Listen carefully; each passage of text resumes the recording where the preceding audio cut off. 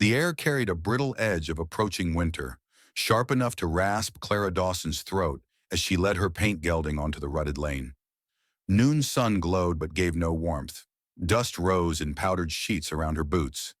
She balanced her late husband's saddle across the cantle, basket-stamped leather, initials C and D faded to ghost marks, and felt her shoulders shake, though the road lay smooth.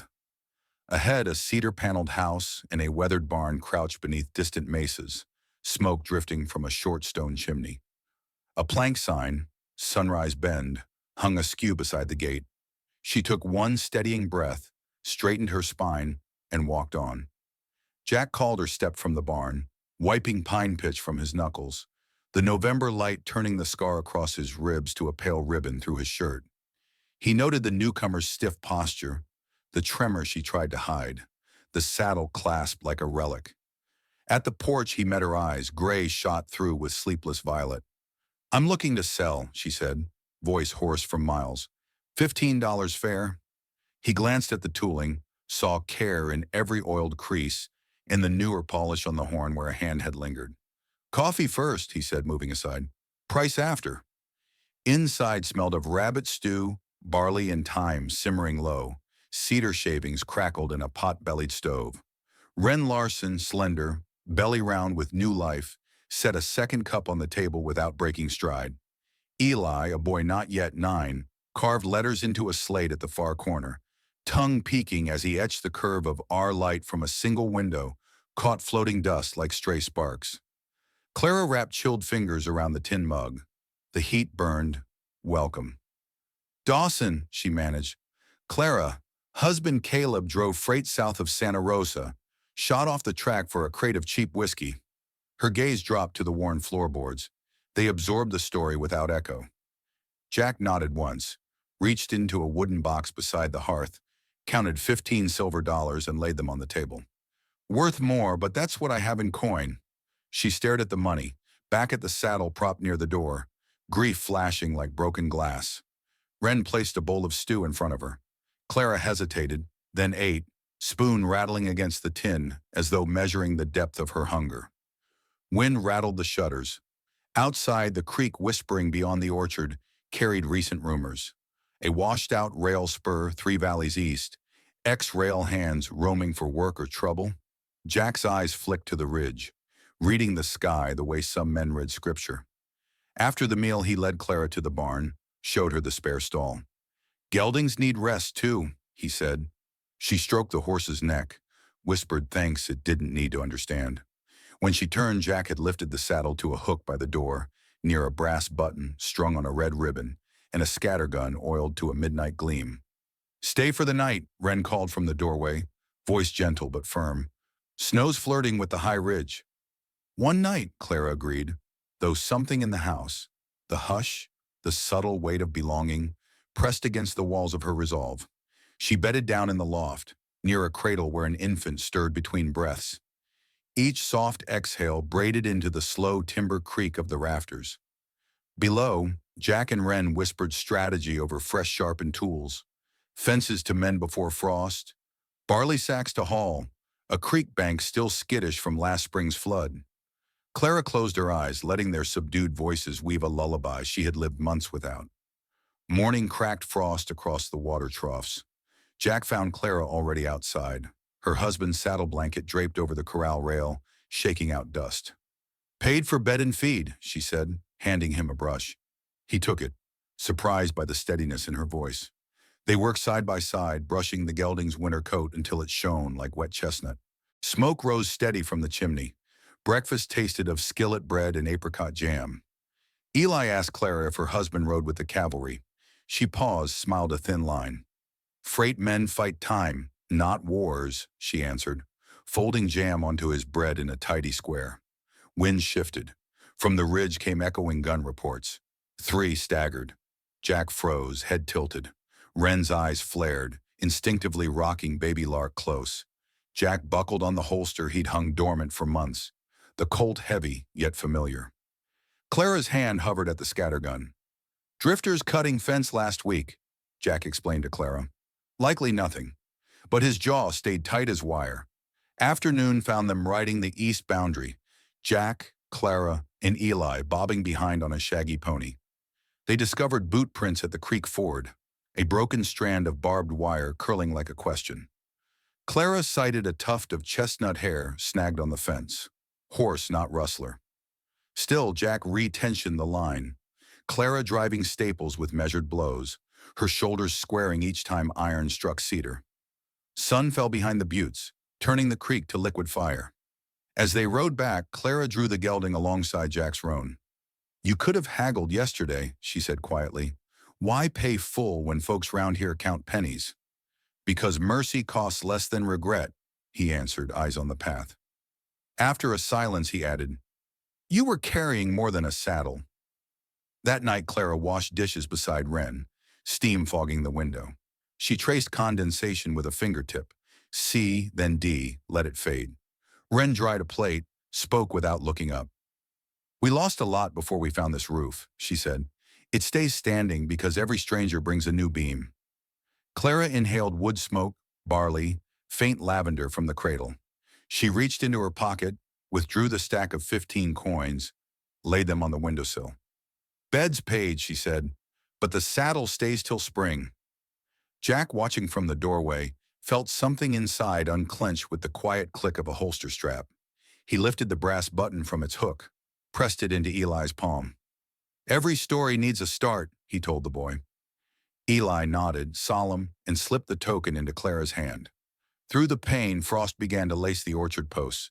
Snow whispers filled the night air, faint but certain.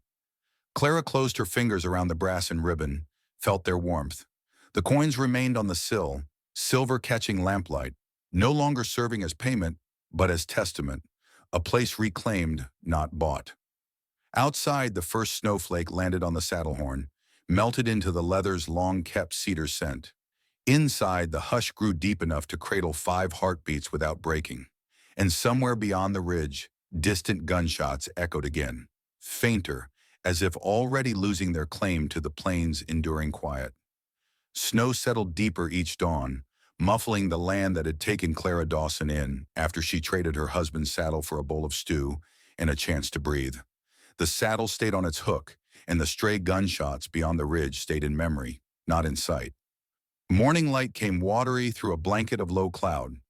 Jack cracked ice from the pump, inhaled the sharp timber smoke drifting out of the chimney. Wren lingered at the window, one hand on her belly, watching Clara and Eli scatter grain for the chickens. Clara's coat flapped about her calves. She laughed when the birds charged, a sound that startled even herself. The brass button tied with scarlet ribbon glinted at her throat, a keepsake Eli insisted would keep roads friendly. At breakfast, Jack mentioned the creek had ice thick enough to haul logs. "We'll fell 2 cedars," he said. Clara reached for the cross-cut saw without asking permission. Wren pressed leftover bread into a basket, eyes flicking from Clara's healing posture to Jack's weather-scarred ribs. "Back before dusk," Wren ordered, tone softened by trust. They rode single file up toward the north ridge, creek whispering under brittle ice.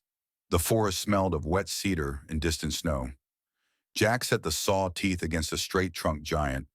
Clara braced the trailing handle. Each pull drew a white breath of frozen bark.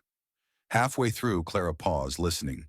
From deeper in the trees came a metallic clang, steel tapping steel like a hammer on rail spike. Jack motioned her low behind a fallen log. 2 men emerged among the pines, canvas coats too thin for the season. One carried a short half sledge, the other dragged an iron rail tie. "Cut's still frozen. Won't float," the sledge carrier muttered. "Boss says dynamite by week's end if we can't pry it loose." They dropped their tools to smoke cigarettes, footsteps crunching crusted snow. Call back to the rail conflict slipped through Jack's thoughts. The spur that was supposed to die east of Porter's Hill. Yet these drifters worked for someone still hungry for iron. He recognized the badge stitched upside down on one coat. Freight line insignia, repurposed. When the strangers moved deeper into the timber, Jack and Clara finished the cut, felled the cedar with a muffled crash. As they strapped the log, Clara's voice barely above wind. "They saw me in Santa Rosa, the man who bought Caleb a drink before the shot." Jack tied the rope tight. "Same crew." He passed her the Colt's spare cylinder. If they follow tracks, ride for the house. Clara nodded, face pale but jaw locked. She slung the cedar onto the sled rails, lashed the harness, and they headed downhill, snow squealing under weight. They reached Sunrise Bend ahead of Sunset's red wash. Wren met them at the gate, reading their tense shoulders. Jack unloaded the cedar, spoke in low tones, each sentence a plan. Lanterns dark after supper, rifles oiled. Eli kept near the hearth. Clara unloaded the saw, fingers trembling only when she brushed the brass button at her collar. Night settled moonless. Inside, Baby Lark fussed against Wren's shoulder, sensing the charge in adult breaths. Clara fed the stove, then pressed her palm to the cradle's edge before stepping to the window. Jack trimmed the lantern to a pin flame. Beyond the glass stretched black prairie, empty or so it pretended. Wind carried a faint creak, saddle leather, horse-shifting weight. Jack slid the sharps into position between shutter slats. Clara took her husband's scattergun from its hook, eased the hammers back until they kissed steel.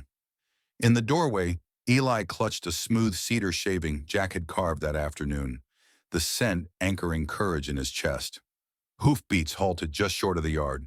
A voice rolled out, too casual, edged with liquor. "Evening, house folk. Lost a rail cart up the draw. Looking for tools and warmth." Jack answered through the door. "Tools are busy, warmth's taken. Ride on." Silence followed, then the unmistakable ratchet of a rifle lever. A second voice cackled. "5 of us, friend. You'll share." The first shot shattered the side window, burying glass in the floorboards. Jack fired once through the doorframe, heard a curse and the thud of someone dropping into snow. Clara knelt at the front window, waited for a muzzle flare, then let the scattergun boom. One rider yelped, horse bolting into the orchard posts. Return fire hammered the porch boards. A bullet smacked the cradle leg. Wren swept Lark and Eli behind the stove, whispering calm around the child's wide eyes. Smoke crawled through cedar-scented air. Outside, wind rose, lifting snow and glittering curtains that blotted landmarks. Jack edged to the rear door, slipped into the dark, boots soundless on packed drift. He looped behind the well, reading chaos by gun flashes, 2 at the corral, one dragging an injured man toward the cottonwood, one crouched behind the apple sapling, the fruit tree now tall enough for cover. He raised the sharps, exhaled slow. Thunder bucked his shoulder. The man at the sapling folded sideways, rifle skidding.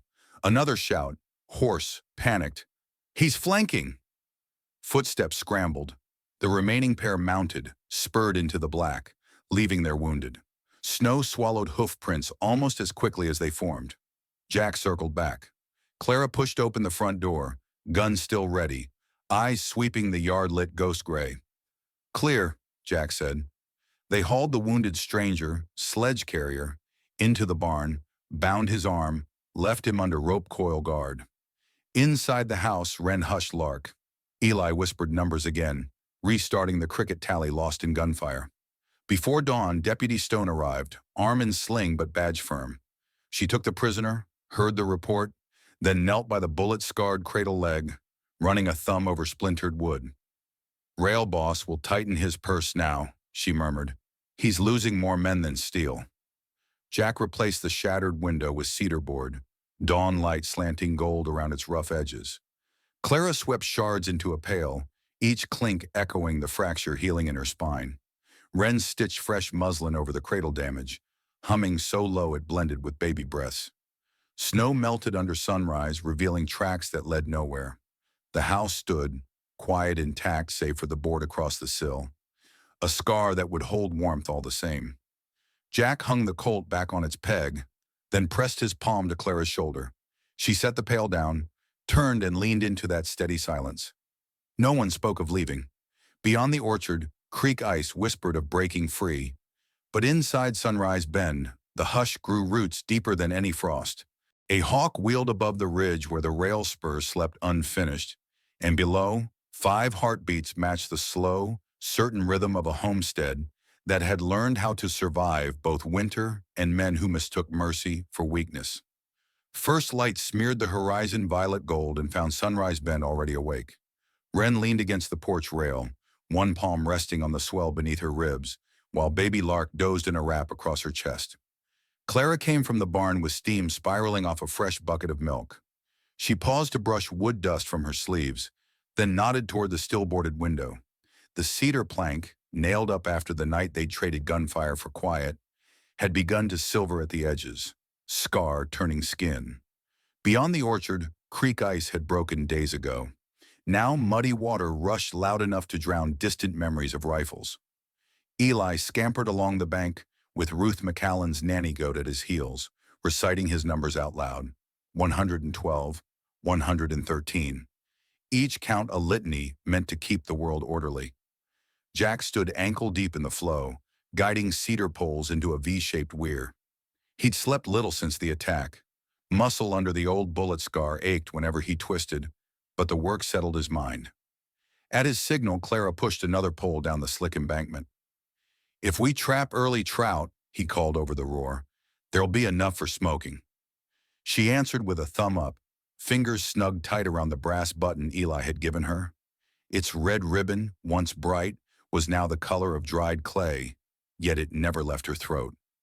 They finished the weir by midday, water tugging against the fresh lattice, already searching for weaknesses. Jack wiped his hands, noticed a smudge of charcoal on Clara's cheek, and brushed it away with a knuckle. She startled, then allowed herself a half-smile. Barely there, but real. 2 evenings later, as dusk spilled copper over the mesas, hoofbeats drummed up the lane, measured, military, not the careless thud of drifters. A single rider approached, tall, coat city dark, beard trimmed to a line. He dismounted with precision, removed his hat as if entering a church. The badge on his lapel bore a coiling serpent around the letters PP, Pinkerton Private. Jack met him halfway.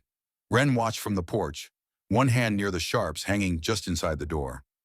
Lark stirred, sensing the tension.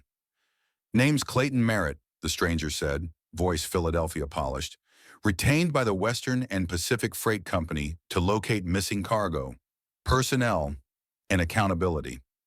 Jack's gaze narrowed. "You're late. We buried accountability under cedar posts." Merritt studied the boarded window, the patched bullet holes along the eaves, then the scatter gun resting in Clara's arms farther back in the yard. "Reports say a gang wearing freight livery vanished hereabouts after a failed reclamation. I come only for facts." He reached into an inside pocket slowly, produced a silver case, flicked it open to show folded documents. "Courts like tidy stories." "We like quiet," Jack replied. Merritt gave a polite nod. Quiet and law need not quarrel. His eyes shifted to Clara's saddle still hanging in the barn doorway. "But law dislikes unfinished ledgers. If you have wounded men hidden or property branded W&P, turn them over, and my investigation ends at your fence." Wren stepped onto the porch. Lark cradled against her. "All freight men left this land alive or arrested," she said. "County records hold the proof." She paused, letting the weight of her truth settle. "We keep no trophies." Merritt clicked the case shut. "Then I'll require your statements tomorrow in Dalton."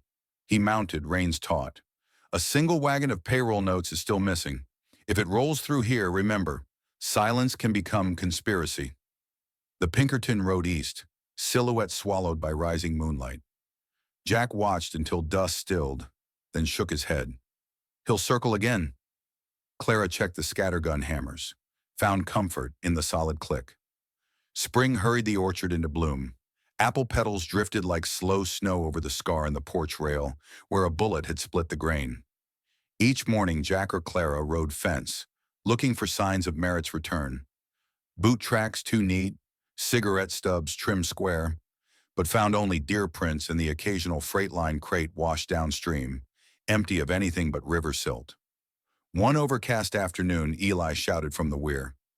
Jack and Wren hurried down to see a battered strongbox jammed against the lattice, brass locks shattered, inside stuffed with washed-out ledgers and slips of green paper peeling like algae. Wren pried one bill loose, $50 currency, ink blurred yet legible. Water had chewed both hinges. The lid hung by a bent nail. Clara joined them, eyes widening. "Merritt's payroll," she whispered. Fear and resolve mixed in her voice. "Proof we didn't steal it. Proof someone tried." Jack hauled the box onto dry ground. Bulkheads had protected most bundles. Thousands in soggy cash slumped inside like drowned sparrows. They lugged the strong box to the barn. Jack hammered the lid back flush, then considered. Handing it over might draw more trouble. Hiding it invited worse. Wren traced the raised freight insignia, then glanced toward the storeroom where relics lived. "Objects speak louder than statements," she said. "We show Merritt the river's truth." Night deepened, clouds swallowing starlight. Jack and Clara rode by lantern to Dalton, strongbox strapped tight. The road felt long, every gust a potential ambush, yet no riders followed. In town, Deputy Stone opened her office, arms still stiff but badge bright. She logged the box in its count, signed her name over the seal beside Jack's, Clara's, Wren's by proxy. "Pinkerton can read it in the morning," she said, locking the steel cabinet. "He'll curse the current, not the farm." They returned before dawn, lanterns swinging low, tired silence between them, comfortable as shared coffee. At the porch, Clara paused, touching the saddle's worn seat. "Caleb would have called this justice." Jack rested a hand on hers. "Justice or mercy, quiet's all we keep." The next day, Merritt reappeared, dust on coat, eyes sharper. Stone met him at the gate with the ledger note. He read, jaw tightening. "Remarkable," he muttered, lips thin. "River thieving its own payroll." Jack leaned against the rail, watching. Merritt offered a final glance at the boarded window, then holstered his pen. "Western and Pacific concedes jurisdiction. Enjoy your silence." He tipped his hat to Wren, to Clara, even to Eli holding the nanny goat's leash, then rode east, coat whipping like a crow's wing until lost beyond the cottonwood bend. Spring rushed headlong into May. Creeks settled, seedlings knit roots. One evening, Clara slipped from the barn with Caleb's saddle balanced across her forearms.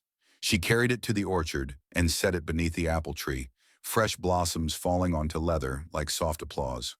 Wren joined her, belly heavy with days. "You won't need to sell it again," Wren said. Clara smiled, a full, unguarded thing. "Never did," she answered. Inside the house, Jack planed cedar into thin slats for a cradle that would soon hold another new voice. Eli bent over his slate, writing each family name he knew. Jack, Wren, Eli, Lark, Clara, Ruth. He paused, then added one more, quiet, letters careful, as if the word itself were alive. Outside, crickets began their count. The creek answered with calm murmurs, and above the ridge a late train whistle drifted.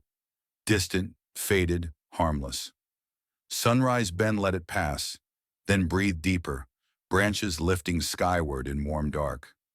The hush held strong, shaped now by the clatter it had survived, resilient as cedar, certain as dawn that would paint the saddled orchard gold. The first true heat of June rose off the prairie like breath from a forge, bending the air above Sunrise Bend into wavering glass. Barley heads were still green, but every breeze came dry, smelling faintly of distant sage fire. Jack stood ankle-deep in the irrigation ditch, widening the cut with a shovel. Cold creek water slid over his boots, a welcome bite against the sun. From the porch, Wren called, voice low but urgent. She was 2 weeks from term and seldom raised her tone. Jack felt the summons in his spine. He reached the house to find Clara fastening a fresh sheet across the bedroom window, darkening the room. Wren sat on the edge of the bed, lips compressed, one hand braced against her side. "Quickening all morning," she murmured. Jack set a damp cloth to her brow. She managed a smile. "This child wants a thunderstorm, not heat." Eli and Ruth rushed in, carrying the tin water pails that clanged like church bells. Ruth's freckles blazed under sweat, yet she lifted the heavier bucket without complaint. Jack guided them to the stove for sterilizing, then sent Eli back out for more. On the sill, the brass button and scarlet ribbon caught sunlight. Clara adjusted them, a ritual now, token to keep roads friendly, pain brief. Late noon, hoofbeats approached. A doctor's buggy painted gray-blue, driven by a woman with round spectacles and a dust-masked face. Anchor scene, she dismounted with graceful certainty, removed her hat. "Dr. Miriam Holm, traveling district midwife," she said, each word measured. Jack had sent Stone a note the previous week, a courtesy. Holmes' punctual arrival felt like relief disguised as providence. Inside, Holmes washed, unrolled neat leather kits, and surveyed Wren with calm gray eyes. First labors are rain showers, she said while checking dilation. Second ones can be summer storms. We'll ride the lightning together. Wren breathed slow, knuckles white on the edge of the quilt Caleb Dawson's widow had stitched. Jack stepped out to the yard where heat shimmered. The creek ran lower than last week. Frogs croaked in lazy protest. Over the south ridge, a smear of smoke drifted, thin but rising. He climbed the windmill ladder to see a grass fire 3 miles off, wind pushing northeast. Toward Dalton, not Sunrise Bend, yet he noted its steady march. Afternoon faded into copper. Contractions quickened. Clara brewed willow bark tea. Ruth fanned Wren with a folded feed sack, her own hands trembling at each surge. Holmes' voice remained the room's anchor. Soft commands, brief praises. Lark toddled along the doorway, confused by the tension. Eli scooped her up, whispering numbers to calm them both. Sun dipped, and with it came wind from the south, hot, smoke-tainted. Jack smelled cedar crackle long before the first tiny ash flakes floated past the barn. He saddled Chance, eyes on the ridge, and found Stone already galloping down the lane dust-blind. "Fire jumped a dry wash," she barked, reins lathered. "Dalton Brigade cut west, but sparks may shower here by midnight." Jack's chest tightened. "Wren's in labor." Stone's gaze flicked to the lamplit window. "Then we guard 2 fronts," she answered, drawing her carbine. They set a backburn line beyond the orchard. Jack, Clara, Stone, and Eli wielding wet burlap sacks. Ruth hydrated the trench, shuttling buckets from ditch to firebreak. Orange glow crowned the south clouds, distant yet insistent. The apple tree shivered petals into ash-flecked wind, saddle beneath it turning ember red in dying light. Inside, time shortened between Wren's cries. Home called for boiled linens. Ruth dashed in, face streaked soot and sweat, delivered them, ran back to the line. Clara followed, scattergun in hand to scare off panicked cattle if the blaze spooked them. Wind veered just before midnight, pushing the main flame east of the property. Smoke thickened, but the orchard break held. Jack soaked water into soil until mud chilled his ankles. Then Holmes' voice sliced the dark. "Jack, now!" He entered to find Wren half reclined, hair plastered, eyes fierce. Holmes guided his hands. 2 more pushes, then a slick weight slid free. A cry, thin but sure. A boy this time, lungs strong as creek water on stone. Joy cracked open the room like dawn. Wren laughed once, surprised by her own stamina. Holmes handed Jack the shears and he snipped the cord, heart hammering louder than the retreating fire. Outside, Stone leaned on her saddle horn, watching embers fade to red pinpoints. Clara wiped soot from her cheek and pointed skyward. The first stars re-emerged, pale against lingering haze. Ruth dropped beside Eli on the porch step, both streaked with ash, both smiling crooked with exhaustion. Jack carried the newborn out for a breath of night air. Smoke smell clung, but the wind now cooled, tasting of damp earth and future barley. Eli stepped forward, offering the brass button. "For luck," he whispered. Jack tied the ribbon around the child's wrist, tiny fingers gripping reflexively. Clara rang Eden's small dinner bell once, signal that battle and birth were done. Silence fell dense and warm, the kind Sunrise Bend harvested as faithfully as grain. Before Home left at dawn, she accepted a jar of honey and a promise of barley bread next visit. She glanced at the smolder line on the horizon. "Fire's a hard midwife," she mused, patting her gray mare, "but the prairie raises strong children." Jack watched her buggy depart, then turned to the house where Wren dozed with the baby tucked in the cedar cradle he had built. Smoke still curled from the south, yet the hush inside was deeper than any ash. At the orchard fence, Clara polished Caleb's saddle, new dawn painting leather gold. She looked toward Ruth and Eli racing goats along the safe creek and smiled. Full, unguarded, like someone who had finally traded all debts for dawn. Jack felt the hush ripple, wider than before, as though every ember fed its roots. He gathered a handful of cooled ash, sprinkled it at the apple base, offering from fire to tree, from past to promise. Behind him, the door creaked open. Wren stepped onto the porch, baby in arms, eyes soft and bright. "Name him Ash," she said, voice carrying across the early breeze. Jack nodded. The name fit. A mark of flame survived and earth reborn. He cupped the child's head, felt the quiet settle into bone, as enduring as cedar and as fragile as blossoms drifting on smoke-tinged wind. Dawn 3 days after the fire found Sunrise Ben, wrapped in a hush so light it seemed woven from newborn breaths. Ash slept in Wren's arms, tiny fists still circled by the scarlet ribbon. Every few minutes his lips fluttered, as if tasting dreams made of milk and wood smoke. Jack eased from the bed, boots in hand, and stepped onto the porch before light could wake anyone else. The cedar plank patched over last winter's bullet hole was silver now, and in the faint glow he etched one soft knuckle tap across the grain. A promise kept, another beginning. At the creek Ruth knelt, rinsing soot-blackened burlap from the fire line. Her freckles had faded beneath a film of ash, but her eyes glinted clear. Eli waited beside her in rolled trousers, counting finger-long trout sluicing through the shallows. 79, he whispered, then saw Jack and grinned. Jack motioned for quiet, pointing toward the house. Eli touched a forefinger to his lips and restarted the count in his head, mouth forming silent numbers. The wind shifted from south to west, carrying a crisp tang of new grass. Along that breeze came hoofbeats, slow, polite. Clayton Merritt's sorrel mare trotted up the lane, rider straight-backed, coat brushed free of trail dust. Merritt dismounted, removed his hat, and raised one hand in greeting that felt halfway to surrender. "I come without questions," he called softly, eyes flicking toward the windows. "Company directors accepted the creek's verdict and paid out insurance. Your ledger stands closed." Jack nodded but stayed on the porch step. His fingers rested on the rail less than an arm's reach from the shotgun leaning there. "Then you're here for coffee," he said. "In part." Merritt drew a sealed envelope, wax bright against gray paper. "Pinkerton finds itself owing Sunrise Bend a line of credit. Provisions, nails, seed, whatever this marker will buy at Dalton's General Store. Small restitution for stray bullets and sleepless nights." Jack took the envelope, held it up to the light without opening. "We plant deeper than paper," he said. "Depth often needs a shovel," Merritt answered, almost smiling. He slipped a second object from his pocket.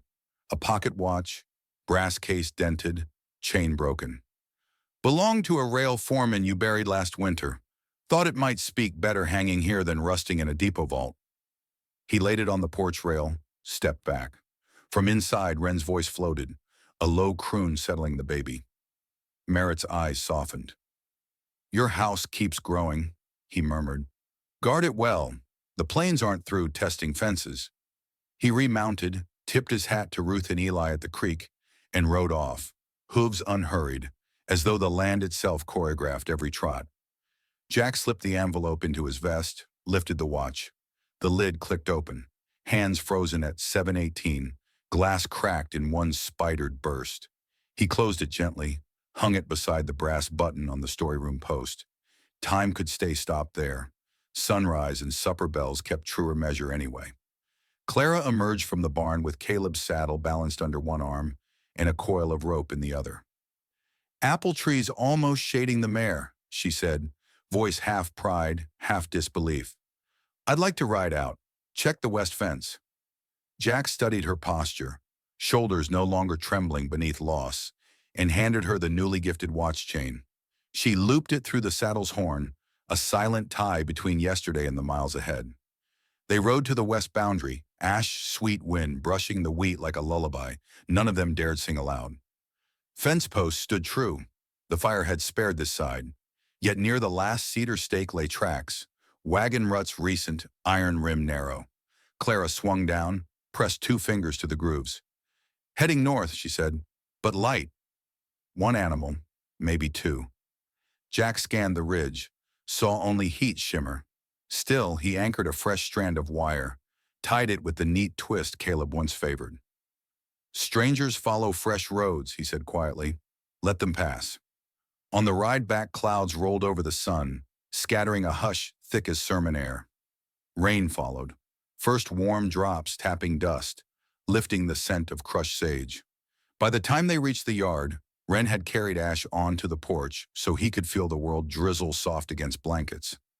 Ruth laughed, face turned up. Eli spun with the nanny goat until mud flecked the hem of his shirt. Clara lifted her face too. Rain lines mingled with earlier ash, washing grief to the ground one quiet drip at a time. That night stew simmered with creek fish, early onions, and a splash of Stone's contraband whiskey. For courage, Wren said, though everyone knew courage lived here already. Lantern light flickered over the patched cradle leg, over Merritt's envelope unslit on the mantel, over the watch ticking now. Jack had coaxed life into its gearwork with a dab of lamp oil. Time moved again, slow, deliberate. Jack set Ash in the cradle, kissed Wren's temple, then stepped outside. The rain had ended, leaving stars bright as hammered nails across a black barn roof. Somewhere beyond those hills, trains still ran, men still bargained, fires still waited in dry grass. He touched the porch rail and felt cedar pulse, an echo of every story etched into its grain. Behind him, Wren called, voice a warm hand. "Come to bed," Jack called her. "Dawn's quick when a newborn sets the clock."